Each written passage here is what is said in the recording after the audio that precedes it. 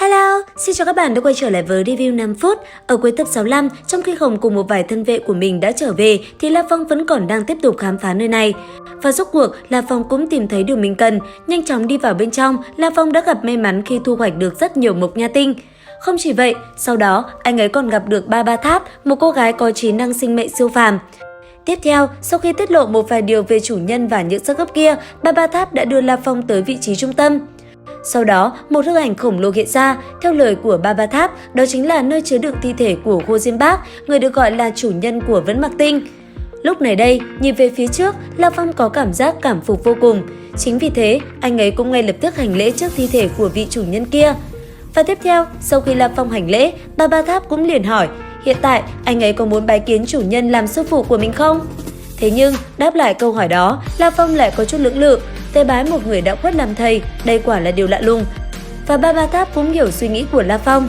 Bởi vậy, nàng đã ngay lập tức nói cho La Phong biết lai lịch của Hồ Diên Bác.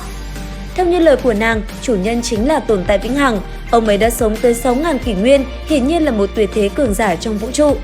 Hơn nữa, phải biết rằng một kỷ nguyên tương đương với 1 vạn năm ở trái đất. Điều này cũng có nghĩa ông ấy còn tồn tại lâu hơn cả địa cầu. Bởi vậy, nó đã khiến La Phong kinh ngạc vô cùng. Không chỉ thế, theo như lời Ba Ba Tháp tiết lộ, trái đất chính là thuộc giải ngân hà. Trong giải ngân hà đó, thậm chí còn có tới 210.000 hành tinh có con người tồn tại. Mặc dù vậy, giải ngân hà chỉ là một trong 8 đại tinh hệ trong vũ trụ mà thôi. Khi 8 đại tinh hệ này hợp lại, nó sẽ hợp thành Ngân Lam Đế Quốc. Còn một điều nữa, Ngân Lam Đế Quốc mặc dù là văn minh sơ cấp, thế nhưng trình độ đã vượt xa địa cầu mất rồi. Thậm chí, cho dù đối phương cử ra một hạm đội liên hành tinh để tiếp cận địa cầu, thì e rằng địa cầu cũng không thể phát hiện ra. Lúc này đây, nghe xong, La Phong vô cùng kinh ngạc. Thế nhưng, theo như lời Ba Ba Tháp, một vũ trụ văn minh sơ cấp như Ngân Lam Đế Quốc so với chủ nhân Hồ Diên Bác cũng chỉ như một con kiến mà thôi. Điều này càng khiến La Phong khiếp sợ. Quả thực, sự rộng lớn của vũ trụ đã vượt xa sức tưởng tượng. Thế nhưng, những điều Ba Ba Tháp nói sau đó lại càng kinh khủng hơn. Theo như lời của nàng, trong vũ trụ, người ta chủ yếu chia làm 5 đại cấp bậc là hành tinh, hành tinh, vũ trụ, vực chủ và giới chủ. Đầu tiên, người ở cấp hành tinh đã xem như có thể lưu lãng trong vũ trụ. Tuy vậy, họ chỉ làm tay chân, người hầu và bia đỡ đạn mà thôi. Còn cấp hành tinh, trong vũ trụ có thể đứng đầu một tiểu hành tinh cũng xem như một đại nhân vật. Sang tới cấp vũ trụ, người đó đã được xem như cường giả, sức mạnh gấp nhiều lần so với cấp hành tinh. Kế tiếp, sau khi đạt tới vực chủ, người này coi như là bá chủ một phương.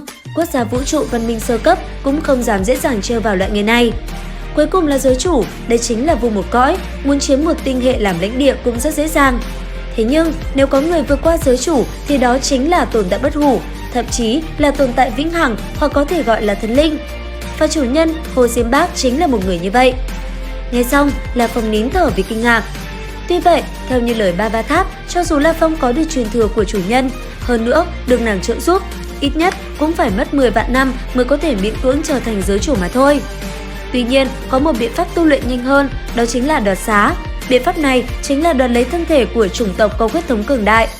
Mặc dù vậy, muốn đoạt nó cũng chẳng dễ dàng chút nào, gặp phải người mạnh hơn chắc chắn sẽ bị tiêu diệt.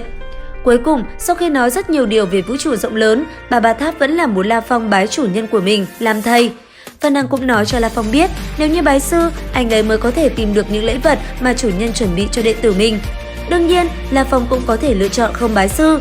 Và nếu như vậy, để giữ bí mật cho chủ nhân, cô ấy chỉ có thể lấy mạng La Phong mà thôi. Vừa nói dứt câu, cái đuôi sau người cô ấy đã quấn thật chặt vào cổ của La Phong, khiến anh ấy không thể làm gì. Lúc này đây, La Phong nhìn thẳng vào chiếc quan tài ở trước mắt của mình. Sau một hồi suy nghĩ, cuối cùng anh ấy đã quyết định đưa ra lựa chọn của mình, đó chính là bái chủ nhân làm sư phụ. Đến đây thì hết tập 66 Thôn Vệ Tinh Không. Xin chào và hẹn gặp lại các bạn ở những video tiếp theo.